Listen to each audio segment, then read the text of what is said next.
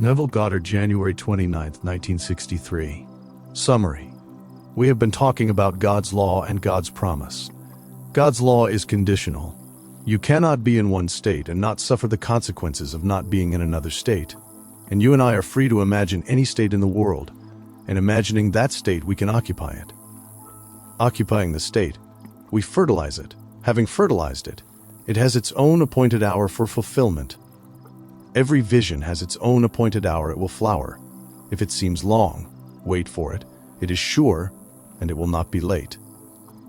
Some things will grow overnight, and some things will grow in a week, then in 3 weeks, and then in a month, and some things will take years. It could be a problem over which we seem to have no control. We have told you the story here, where on one occasion it took 5 years, but oh, the joy of reaping the fruit then. It was the relationship of a mother and son-in-law. I have told you unnumbered stories where it took intervals of time. But it doesn't matter if we apply the principle. Now today, if you read in the headlines, England denies union with Europe, and you may be inclined to resent de Gaulle. Restrain your resentment. I was born and raised a Britisher, born under the Union Jack. All my family are still living under the Union Jack. I am very proud I was born with that background. A rugged background of Scotch, English, and Irish. My forefathers were from Cornwall, that rugged English setup. I wouldn't change it for anything in the world. They were adventurers when they ventured and re-adventured across all the seas of the world. Nothing could be more clear than my background. Last Sunday in the English paper, there came a little note, held in the secret archives of the British Foreign Office for 43 years. It was dated May 1st, 1920. Not yet made public to anyone, but conceived by the British minds in the Foreign Office. They conceived it and wrote it. De Gaulle didn't write it. No Frenchman wrote it. They wrote it, but they didn't think it wise to make it public on the first day of May, 1920, which was only a matter of a year after that frightful First World War, when England's flower of manhood was slaughtered in the trenches. The universities were empty and all the brains of England went down. Then came the Second World War, and after 4 weeks, France collapsed like a little paper doll. And England alone, held until America came in, but she held it alone, or today there would be no France. There would only be a unified Germany under Hitler, we know that. And so today you are inclined to judge too harshly. For his attitude, the one who made it possible for today to have a France. Let me quote now from this memorandum, dated May 1st, 1920. We must not insist now or in the future on the friendship of France. Nothing can alter the fundamental fact that they do not like us in France, and never will. I am quoting accurately, and they never will, except for the advantages of the French people as they can extract them from the English. Now, a Frenchman didn't write that. Englishmen wrote that from the Foreign Office, which is like our State Department, for they determine foreign policy. That was considered judgment of the brains of England of 1920, and it took 43 years to hatch out. So having read it in the English, press printed last Sunday, and requoted here in Monday morning paper, I can only give praise to the Lord God that he is completely impersonal. It doesn't matter whether he is an Englishman, Frenchman, American, or Russian. It is only law. If that is what they believe, that is what they are reaping, the law of identical harvest. They believed it and checked it in the secret archives of the Foreign Office. And then 43 years later, out comes the opposition. When you would think, judged by human levels, that anything in this world that France would have done would be to welcome with open arms England, who made it possible for there still to be a France today. But England planted the seed and planted it firmly, and it was watered over the years. And then comes one. God never forgets. He can't forget. He watches all. He sees all. Nothing is hidden from God. He sees exactly what you are doing. Nothing is hidden from God. If it had not been printed in the English papers on Sunday, you and I would not know that some English group had planted it. I knew that somewhere the seed had been planted, for you can't have something grow in this world and not have a root from which it springs. So I ask you, knowing this law for those who did it, know nothing of this law which you know, which is the law of falsification of the record. Had they known the scriptures as you know them, the story of the unjust steward, Luke 16, keeper of the pigs, and the pig is the symbol of Christ. I have told you my vision of the pig. I found him, and then came the growing of the pig, but I hadn't fed it as well as I should have fed him in the interval of discovery, and when I saw the same pig years later, I found it. What did I find?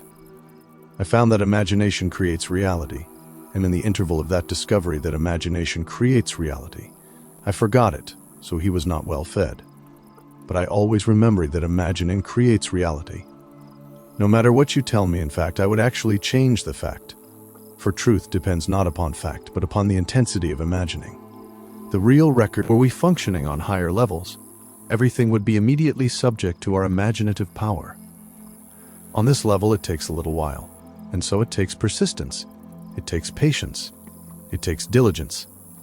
These are the things we pay, the price we pay for the fruits we are seeking to reap in this world. Here we always bear in mind the distinction between states and the occupant of the state. You are an immortal being occupying a state. That state are known or unknown. You are immortal. You are neither rich or poor. These do not really define you at all. You can assume that you are, and to the degree that you are persuaded you are, you bear the fruit of that state, but you are neither rich or poor. You are immortal, destined eventually to inherit the whole vast universe, for it is God's purpose to give you himself as though there were no other in the world, just God and you, and not even God and you, just God, and you are He. That is the purpose. Listen to these words, Holy Father, keep them in thy name which thou hast given me, that they may be one, even as we are one. John 17:11. The name he gave me is his name, and he is addressed as Holy Father. How could he give me the name of Father, Holy Father, unless at the same time he gives me the Son who makes me a father? I can't be a father and have no son. Holy Father, keep them, those who shall be brought to that level, in thy name, is the name that he gives me, the same name, your name, you give to me. What is the name? The name is Father. And he does it in the most marvelous way. He presents his only begotten Son, and no one tells you who he is. You know who he is, and you know he is your Son, and you know that he is not only your Son, but he knows you are his Father. At that very moment, you inherit the glory that is the Father. But the glory of this heavenly inheritance, which is the whole vast universe, cannot become actual, or at least not fully realized in the individual, as long as he is in this physical garment. But when he takes it off for the last time after that experience, automatically he is one with God the Father, that they may be one, even as we are one. And that is every child's destiny in the world. But you pass through all kinds of trials and tribulations, and he gives us a law by which we may live wisely and happily. As we are told, blessed is the man who delights in the law of the Lord, for in all that he does he prospers. Not in a few little things, but in everything that he does, he prospers if he knows. Were you sitting in that cabinet 43 years ago when this decision was brought in and typed and filed? If you knew what you know today and you sat there, you would say to the gentleman, I know, gentlemen, these are the facts based upon reason. It is like they hate, as you hate the man who feeds you, because you are embarrassed to be fed. So after a while, you are waiting to get even. You don't want to be fed, and so when he keeps on feeding you, you feel yourself a slave. As a slave feels his power, he wants to cut the throat of the one who fed him. That's automatic. So if you were there, you would have said, Gentlemen, these are the facts, but let us now modify the facts. Let us falsify the record and rewrite that memorandum, and let us persuade ourselves that they love us, that we can one day become a unified body, all of us, regardless of the differences of tongues, and let us file that report. Maybe they would not have done it, but one individual in that group would have done it in his mind's eye. But they didn't know what you know. As we are told, the wise men of old, the prophets and the kings would have given anything to have heard the things that you have heard, and to see the things you have seen, and they did not. And so in our State Department, or the Foreign Office of England, or in the Foreign Office of any power in the world, they are not hearing what you are hearing. This doesn't make sense to them. They must be rational beings and play the game as they played it for unnumbered centuries, with all the mistakes, and replaying all the silly things all over again. I tell you, don't forget it, because God doesn't forget it, and we create by our imaginal acts. What are you tonight imagining? I don't care what it is. One day you are going to be shocked beyond your wildest dreams when you see the other side. Like the story of Lazarus laughs.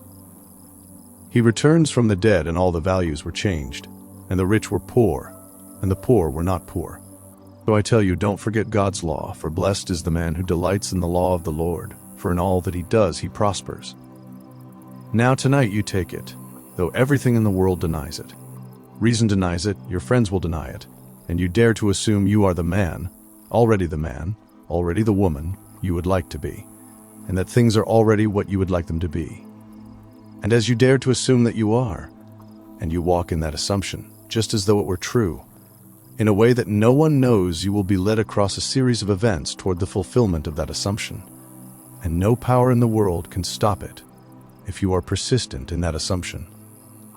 Believe that imagining creates reality. Therefore I tell you, whatever you ask in prayer, believe that you receive it, and you will. Mark 11:24, just as simple as that, but how to believe that I receive it. If at this very moment I believe that I have received what today I deny, I would look at the world differently. I wouldn't see it prior to that fulfillment. I would now mentally look at the world, and I should see it as I would see it. Were it true that I have become the man I want to be, I would commune with my wife, my daughter, my friends from that assumption, and though no physical thing in the world could force me, I still should persist in the belief it is done, and carry on that assumption, and sleep in the belief that it has taken place, just as though it were true. And if I do, may I tell you, I know from experience, it will come true on this level. It is already true the very moment I believe it. At that moment is the creative act. But man's memory is very short, and he doesn't remember the act, so when he reaps the harvest, he denies that it is his. He didn't plant it. And yet we have a law established in the very beginning called the law of identical harvest. While the earth remains, seed time and harvest, cold and heat, summer and winter, day and night, shall not cease. Genesis 8:22. Everything will bear according to its nature. It cannot bring forth other than its nature. That which ye sow ye reap. See yonder fields. The season was season, the corn was corn. The silence and the darkness knew. So is man's fate born. So when I reap these things in the world, I may deny it and try to argue my way out of it. But it confronts me, and there it is. It would not have been brought into the world were it not planted as it was planted, because there it is, there's the fruit. And so if today I am unwanted by the world, sometime in the past I must have felt very sorry for myself and felt unwanted. I feel they should really want me, because I had been so kind to them in the past. After all my kindness, this is what they do. Then I feel a reaction, then I feel unwanted. That's what nations do. Individuals do, families do, don't you do it? Do God's law. God's law is no respecter of persons. He doesn't care whether you are an American or Russian or Chinese or African. He made all and he is sunk in all, and the same law operates in all. We are all one, and eventually we will all awake, and our name will be one, and our name will be Father, Holy Father. Looking at our own beloved Son, and his name is David, the only begotten Son, and there he is, and you are his Father. And if I am his Father and you are his Father, then we are one. If the whole vast world becomes the Father of the only begotten Son, then we are one, though we are individualized. May I tell you from my own visions, you haven't the slightest concept of what is in store for you, the beauty, the joy that is yours. You are not this. If you want any comfort or any slight vision, read the 1st and 8th chapters of Ezekiel. You get a glimpse of what is in store for you, for the being spoken of there implies it is God. The only God is you. And for all the identity of your person, your face will be glorified beyond your wildest dreams. We will be glorified. Nothing will be left impermanent. I will recognize you and you will recognize me. But for all this identity of person, there will be a radical discontinuity of form. The vision of Ezekiel saw a glimpse of it. As he describes it, "Then I beheld, and lo, a form that had the appearance of a man. Below what appeared to be his loins, it was fire." Ezekiel 8:2, I've seen it. It is a fire, a glorious burning, liquid, golden light. And above his loins it was like the appearance of brightness, like gleaming bronze. He's right, no stomach, no need for any of this, you now know, for you are life in yourself. You don't need any cure from outside yourself. You are a life-giving being, a seraphim sick, that is your destiny. Everyone is destined to be that being. Though human in face, human in hands, human in feet, but nothing else. You are a fiery being. You differ as much from what you appear to be now as the butterfly from the caterpillar, and yet out of the caterpillar comes the butterfly. Out of this will come the being you are destined to be, but not until you are made perfect and all these things we are going through. It takes all of it to hatch us out, as it were. But you apply the law. I was reading today that in the day of Coolidge, which goes back into the 20s, there were 8 men who met in Chicago. They had a greater wealth among the 8 of them than the national income from taxation of this country. Within 8 years, 7 of them either died in poverty, or were in prison, or committed suicide. 7 of the 8. Their names were not mentioned. But together they controlled greater wealth than our national tax produced, and yet within 8 years 7 had made dishonorable exits from the world, suicide, prison, and right into the dregs of poverty. Don't you do that? Know this law and use God's law wisely, hurting no one in the world, just assuming you are the man you want to be, just as though it were true. Your friends will argue with you, but you don't argue back. Let them argue if they want, but you persist in the assumption that things are as they ought to be and go about your business, telling to others what you want to. In fact, if you are inwardly convinced of it, you can't restrain the impulse to share it with others.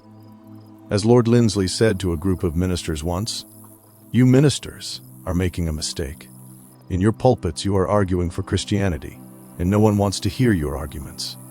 You ought to be witnesses. Does this thing work? Then share it with the rest of us." That's what I have been trying to tell you, how it works. When it comes to the promise, I share it with my visions. You can't misuse it, for that is unconditional.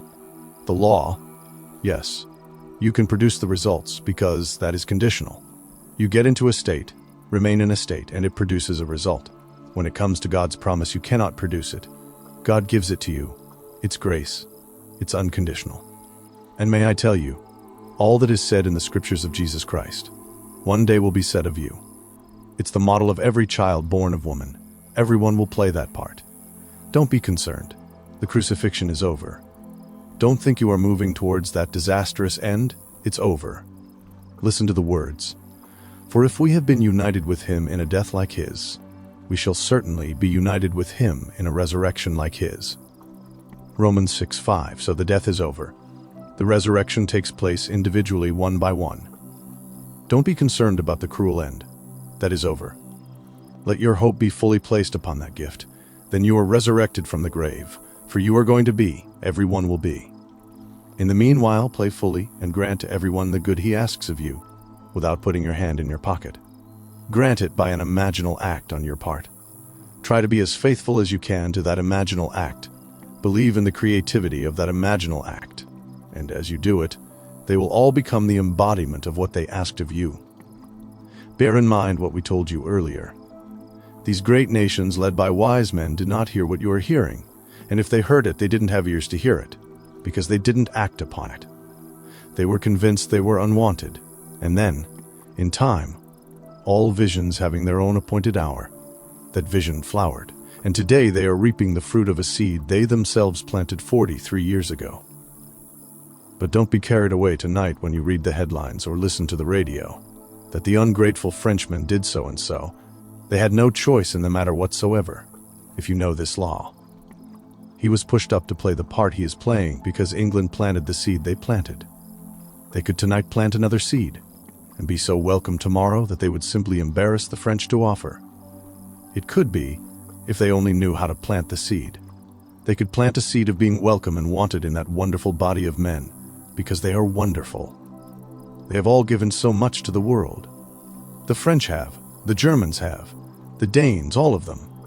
There isn't one in that huge combine that haven't given so much to the world. And so they could with open arms bring them all in, and they could make a bigger world. But someone has to plant the seed, and I am glad that someone printed that in the Los Angeles Times. It came out only the day before in the English Times, and I quoted it accurately. It not only said that this would not be changed, it was fundamental. A fundamental fact. They were unwanted, unwelcome, but they would always be. That's a stupid concept. There is nothing always. The only thing that is eternal and always is that you will get God's gift, which is Himself. Outside of that, there is nothing fatalistic in God's world. The only fatalistic thing is given to us so clearly stated in the book of Romans 8:29-30, when He calls us one by one. For those whom He foreknew, He also predestined to be conformed to the image of His Son, in order that He might be the firstborn among many brethren. And those whom He predestined, He also called, and those whom He called, He also justified, and those whom He justified, He also glorified. So we are foreknown and predestined and called and glorified and then justified. That is the only predestination that I can find. Yes, there are other passages, but that hasn't a thing to do with you being rich. You aren't predestined to be rich, and you aren't predestined to be poor, to be known or to be unknown. That is your choice. But when it comes to the other, that is God's predestined gift. He's going to give you Himself. God is determined to give us, all of us, Himself, as though there were no other in the world, just God in you and God in me, and then just God individualized. And not in eternity will we be absorbed into a God, losing our individuality. Never. I am individualized, you are individualized, and we tend forever toward greater and greater individualization. And yet God. Now let us go into the silence.